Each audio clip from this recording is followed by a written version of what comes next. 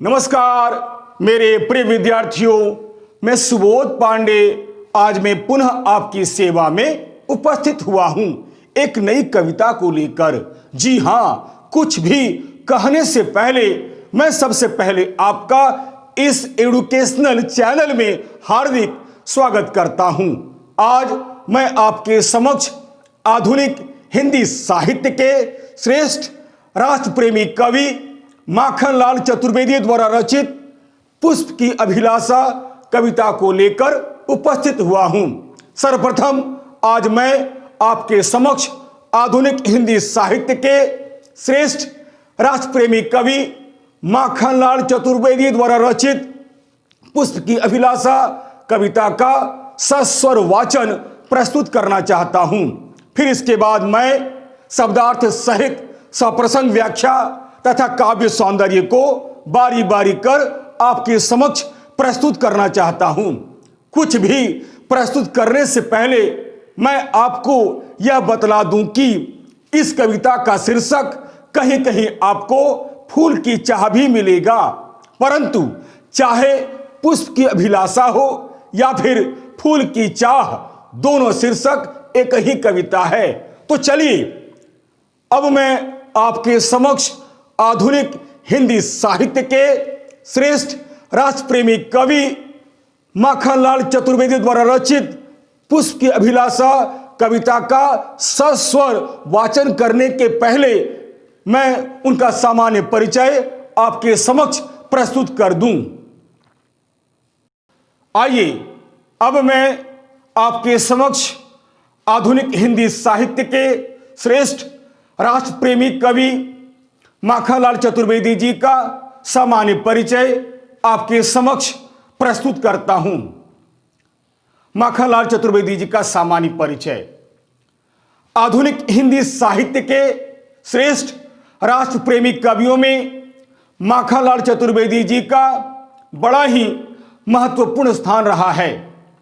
सच पूछा जाए तो ये हिंदी के प्रगतिशील विचारधारा के प्रमुख कवि रहे हैं तथा हिंदी साहित्य में एक भारतीय आत्मा के रूप में भी प्रसिद्ध रहे हैं। इनका जन्म सन 1889 ईस्वी में मध्य प्रदेश के होशंगाबाद जिले के बाबई नामक गांव में हुआ था।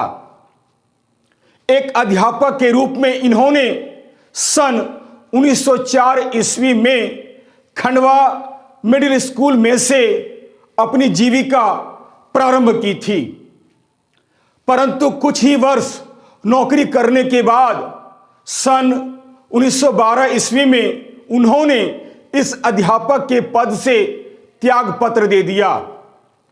इसके बाद अपने जीवन यापन के लिए इन्होंने साहित्य सेवा को ही अपना सहारा बनाया। धीरे धीरे ये गणेश शंकर विद्यार्थी के संपर्क में आए। फिर इन्होंने पत्रकारिता और स्वतंत्र लेखन की शुरुआत की। आगे चलकर इन्होंने प्रभा, प्रताप और कर्मवीर नामक 3 पत्रों का संपादन भी किया। उनके अंदर राष्ट्र प्रेम की भावना कूट कूट कर भरी हुई थी। राष्ट्रीय चेतना प्रखर होने के कारण अपने शुरुआती जीवन के दौर में ये क्रांतिकारी दल के प्रमुख सदस्य बन गए थे। आगे चलकर ये महात्मा गांधी जी के संपर्क में आए, कारण महात्मा गांधी जी के विचारों का इन पर गहरा प्रभाव पड़ा।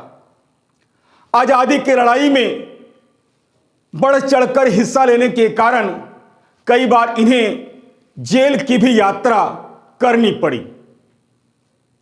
यही कारण है कि उनकी रचनाओं में राष्ट्रीय चेतना अपने पूरे प्रभाव के साथ उभर कर सामने आई है।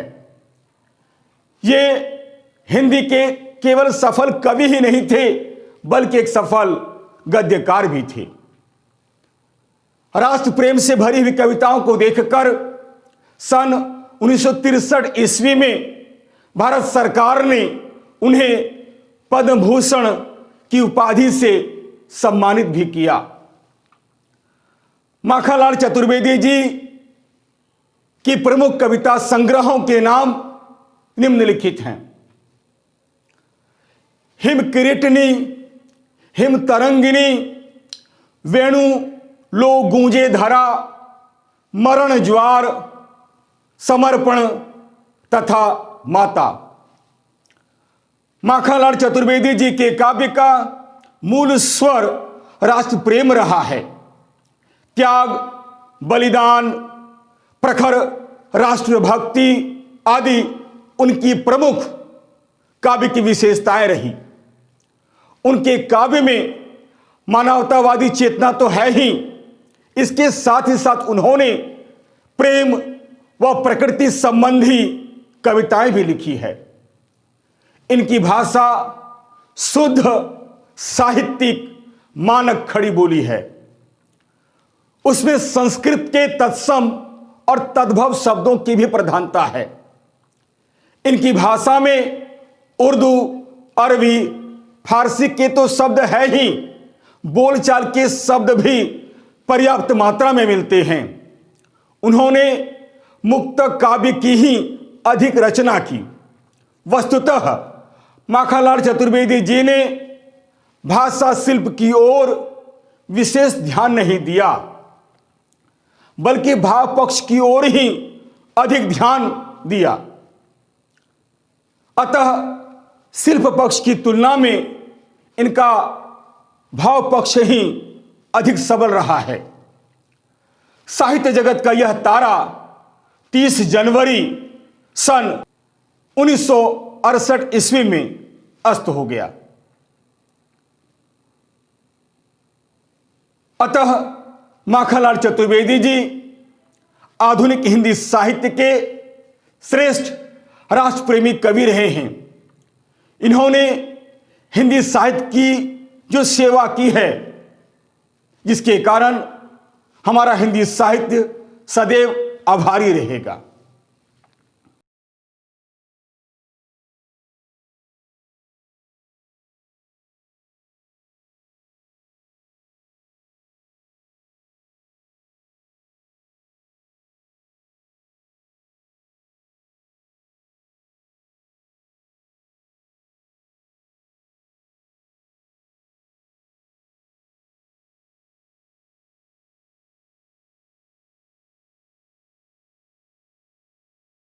आइए अब मैं आपके समक्ष राष्ट्रप्रेमी कवि माखनलाल चतुर्वेदी द्वारा रचित पुष्प की अभिलाषा या फूल की चाह कविता का सस्वर वाचन प्रस्तुत करता हूं।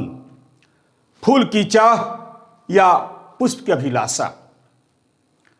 चाह नहीं मैं सुरबाला के गहनों में गोथा जाऊं, चाह नहीं प्रेमी माला में बिंध प्यारी को ललचाऊं, चाह नहीं सम्राटों के सौ पर हे हरि डाला जाऊं, चाह नहीं देवों के सिर पर चढ़ूं भाग्य पर इठलाऊं। मुझे तोड़ लेना बनमाली, उस पथ पर देना तुम फेंक, मातृभूमि पर शीश चढ़ाने जिस पथ जावे वीर अनेक।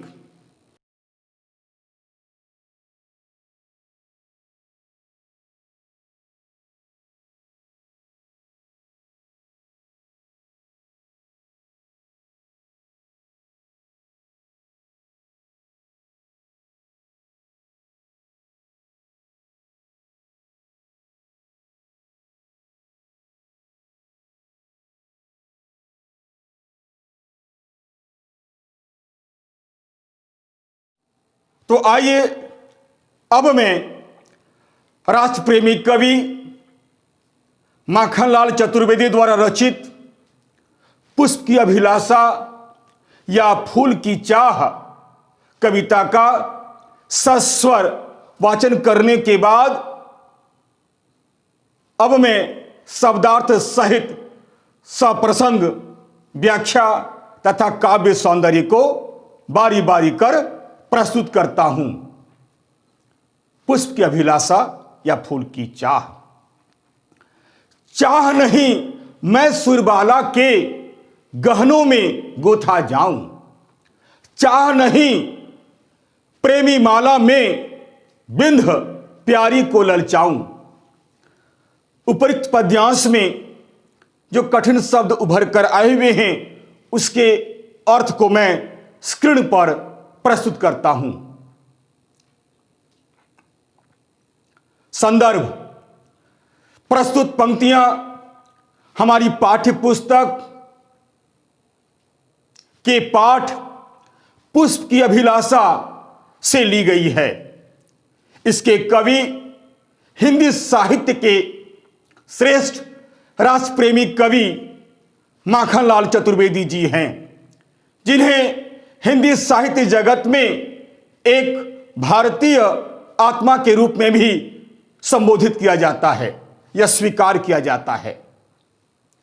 प्रसंग: प्रस्तुत पंक्तियों के माध्यम से कवि माखनलाल चतुर्वेदी जी ने अपने राष्ट्र प्रेम को फूलों की चाह के माध्यम से अभिव्यक्त किया है। भावार्थ या व्याख्या: जिस स्थान पर हमारा जन्म होता है, खेल कूद कर हम बड़े होते हैं तथा अन्न व जल को ग्रहण करते हैं एवं जहां की वायु में हम सर्वप्रथम सांस लेते हैं, दरअसल वही हमारी मातृभूमि होती है।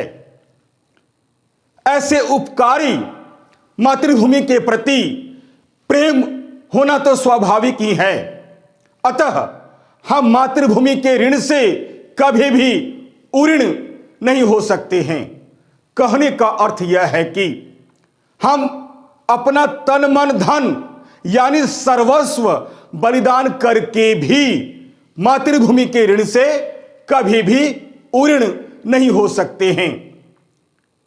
कवि ने इन्हीं भावनाओं को फूलों के माध्यम से, इन पंक्तियों के माध्यम से बतलाने का प्रयास किया है। आप सब भली भांति जानते हैं कि फूलों का उपयोग प्रायः सजने संवरने के काम आता है, अर्थात सौंदर्य वृद्धि के लिए इसका प्रयोग किया जाता है। सजने संवरने की परंपरा हमारे देश में अति प्राचीन काल से ही रही है, लेकिन फूलों को इसमें अपने जीवन की सार्थकता प्रतीत नहीं होती है।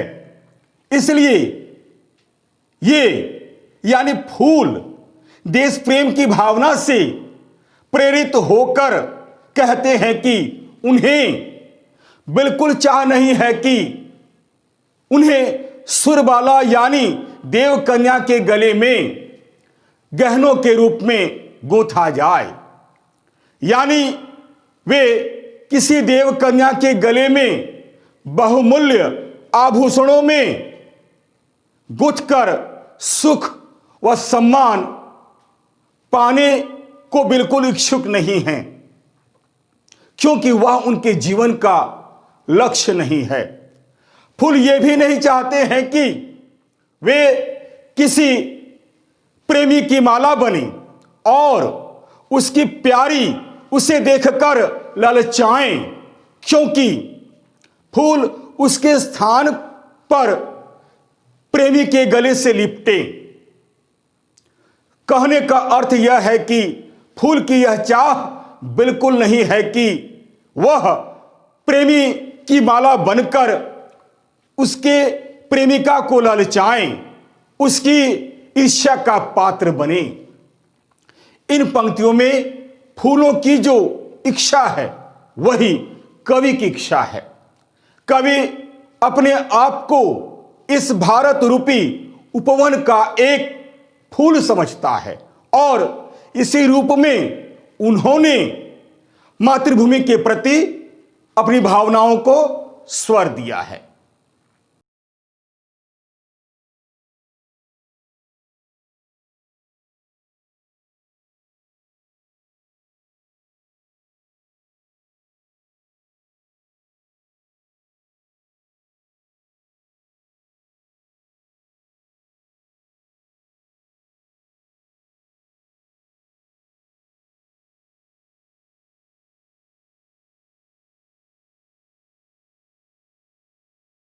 आइए अब इन पंक्तियों में विशेष क्या है इसे जानने और समझने की कोशिश करते हैं।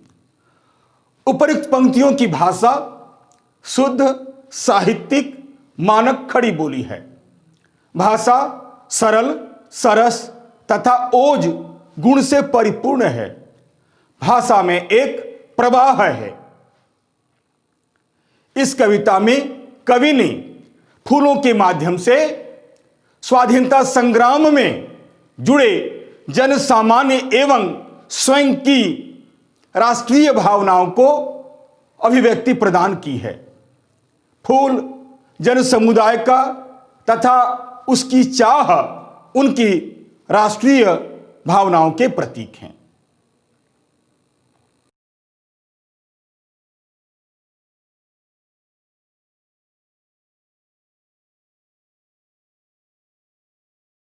आइए अब मैं इस कविता की दूसरी पंक्तियों को देखने की कोशिश करते हैं।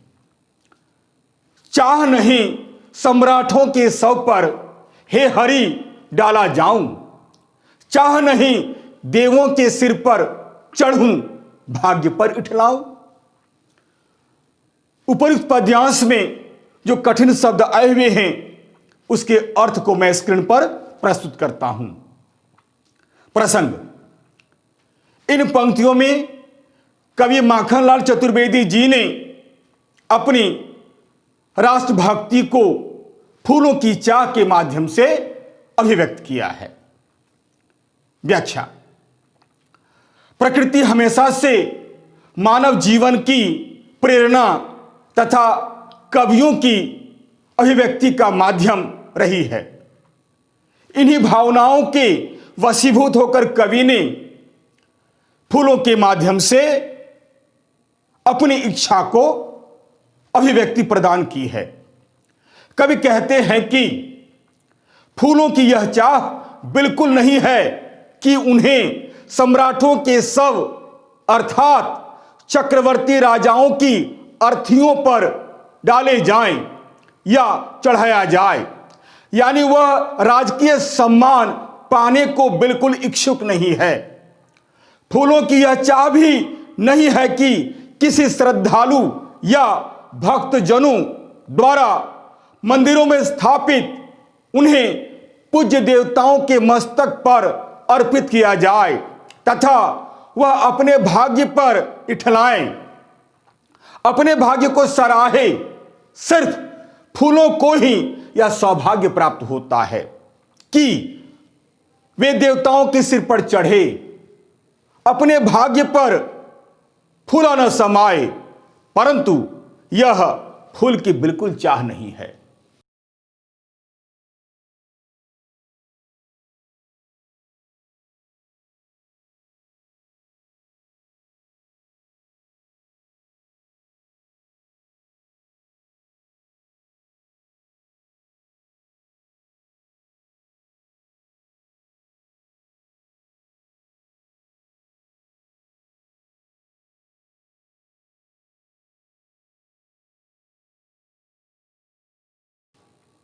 आइए अब देखते हैं कि इन पंक्तियों में कौन से विशेष अर्थ छिपे हुए हैं। आखिर विशेष क्या है इन पंक्तियों में। उपरोक्त पंक्तियों की भाषा शुद्ध, साहित्यिक, मानक खड़ी बोली है। भाषा सरल, सरस तथा ओज गुण से परिपूर्ण है। भाषा में एक प्रवाह दिखलाई पड़ता है। प्रस्तुत कविता में भी कवि ने अपनी राष्ट्रभक्ति को फूलों के माध्यम से दर्शाने का प्रयास किया है। इस कविता में कवि ने फूलों को प्रतीक के रूप में चुनकर स्वाधीनता संग्राम में जुड़े देशवासियों की मातृभूमि विषयक भावनाओं को स्वर प्रदान किया है।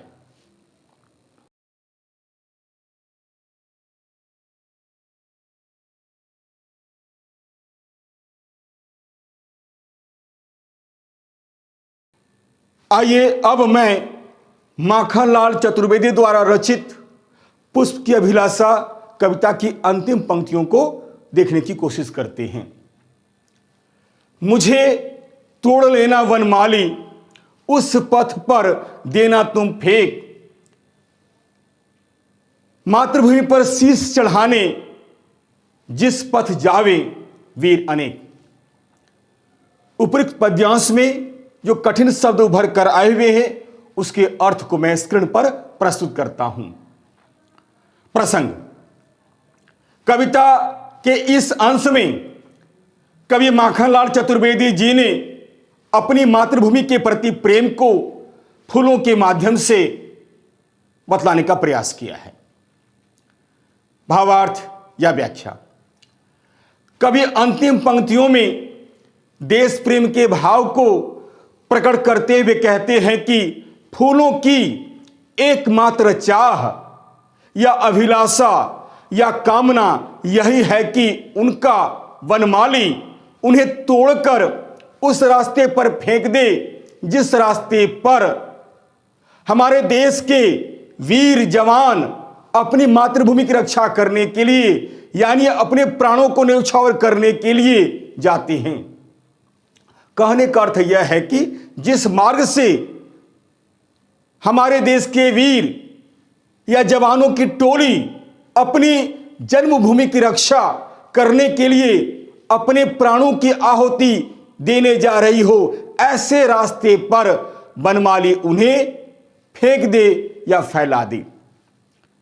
देवताओं के सिर पर चढ़ने से श्रेयस्कर अंत इससे भला और क्या हो सकता है कि कम से कम वह इन वीरों से पददलित होने का सौभाग्य को प्राप्त करे। इसी में वह जीवन की सार्थकता समझता है। कारण वह नहीं चाहता है कि माला बनकर किसी प्रेमी के गले में रहे या सुरबाला का गहना बनकर उसके सौंदर्य को और बढ़ाए या उन्हें सम्राटों के सौ पर डाले जाएं और अपने भाग्य पर गर्व करे। मातृभूमि की रक्षा के लिए यदि वह अपने सर्वस्व बलिदान कर सके, इससे बढ़कर और क्या हो सकता है। फूलों की एकमात्र यही चाह है। इस प्रकार कभी अपने मन के भाव को, अपने मन के विचारों को फूलों के माध्यम से व्यक्त करने की कोशिश कर रहा है।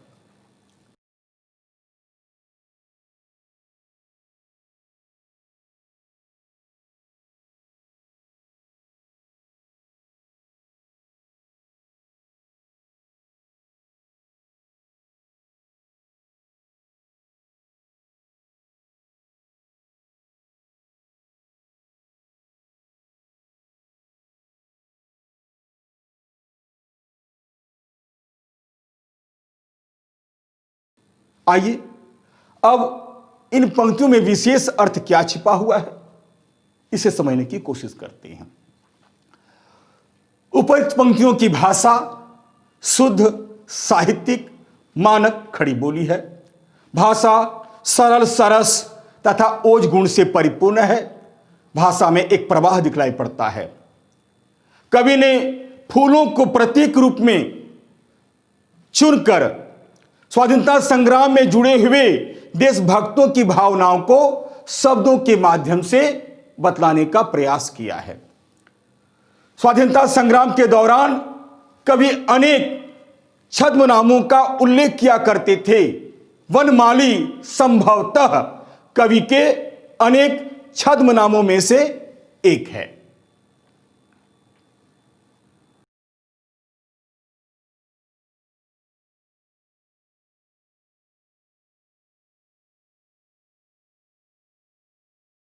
आइए अब मैं राष्ट्र प्रेमी कवि माखनलाल चतुर्वेदी द्वारा रचित पुष्प की अभिलाषा या फूल की चाह कविता का क्या उद्देश्य है या इस कविता के माध्यम से कवि हमें क्या संदेश देना चाहते हैं, इसे मैं बतलाने का प्रयास करता हूं। उद्देश्य या संदेश। आधुनिक हिंदी साहित्य के श्रेष्ठ राष्ट्र प्रेमी कवियों में माखनलाल चतुर्वेदी जी का नाम बड़े ही आदर के साथ लिया जाता है। सच पूछा जाए तो ये हिंदी के प्रगतिशील विचारधारा के प्रमुख कवि रहे हैं तथा हिंदी साहित्य जगत में एक भारतीय आत्मा के रूप में भी प्रसिद्ध रहे हैं। पुष्प की अभिलाषा या फूल की चाह इनकी एक श्रेष्ठ एवं बहुचर्चित कविता है। यह कविता इनकी राष्ट्र प्रेम से भरी हुई कविता है। इस कविता के माध्यम से कवि ने अपने देश प्रेम को बड़े ही सुंदर ढंग से बतलाने का प्रयास किया है। कहने का अर्थ यह है कि माखनलाल चतुर्वेदी जी ने इस कविता के माध्यम से, फूलों के माध्यम से अपने राष्ट्र प्रेम को वाणी दी है। इस कविता की रचना उस समय हुई थी जब भारतवर्ष को आजादी नहीं मिली थी। अतः ऐसे समय में प्रायः सभी कवि भिन्न भिन्न प्रकार से लोगों में देश प्रेम के भाव को जगाने का प्रयास कर रहे थे। उनमें से माखनलाल चतुर्वेदी जी भी एक थे। उनका मानना था कि देश प्रेम सर्वोपरि होता है, देश प्रेम से बढ़कर कुछ भी नहीं होता है। अतः फूल की भांति सम्मान सुख की बात न सोचकर हमें भी अपनी मातृभूमि की रक्षा के लिए अपने प्राणों को न्यौछावर कर देना चाहिए। जिस प्रकार फूल न तो किसी देव कन्या के बहुमूल्य आभूषणों के रूप में गले में गुंथकर सुख व सम्मान पाना चाहता है और न ही फूल किसी प्रेमी द्वारा अपनी प्रेमिका के लिए बनाई गई माला में बिंधकर उस प्रेमिका के हृदय को ही आकर्षित करना चाहता है। यही नहीं, वह न तो सम्राटों के अर्थियों पर चढ़कर राजकीय सम्मान पाना चाहता है और न ही श्रद्धालु भक्तों द्वारा देवताओं के सिर पर चढ़कर अपने भाग्य पर इठलाना चाहता है। वह तो केवल यानी फूल अपनी अंतिम इच्छा मालिक के सामने ही व्यक्त करता है कि वह उन्हें उस रास्ते पर फेंक दे या फैला दे जिस रास्ते से वीर अपनी मातृभूमि की रक्षा करने के लिए अपने प्राणों की आहुति देने के लिए जाते हैं। इसी में फूल अपने जीवन की सार्थकता को समझता है। उसी प्रकार हमें भी अपने व्यक्तिगत लाभ व स्वार्थ को भूलकर देश हित के लिए हंसते हुए अपना सर्वस्व न्यौछावर कर देना चाहिए। इसी से हमारे देश का कल्याण हो सकता है और इसी में हमारे जीवन की सार्थकता है। अतः पुष्प की अभिलाषा कविता का उद्देश्य जन जन में देश प्रेम की भावना को जागृत करना है।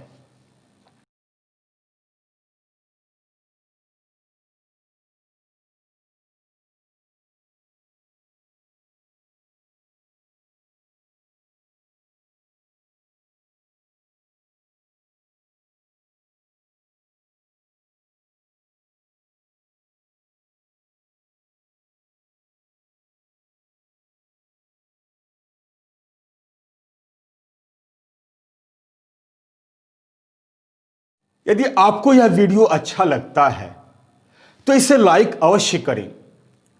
अपने सगे संबंधियों के बीच भी इसे शेयर करना बिल्कुल नहीं भूलें। और हाँ, चलते चलते मेरे इस चैनल को सब्सक्राइब करना बिल्कुल नहीं भूलें। याद रखिएगा, मेरा यह चैनल पूरी तरह से एक एजुकेशनल चैनल है। विद्यार्थियों के हित को ध्यान में रखकर ही मैंने इस चैनल का निर्माण किया है।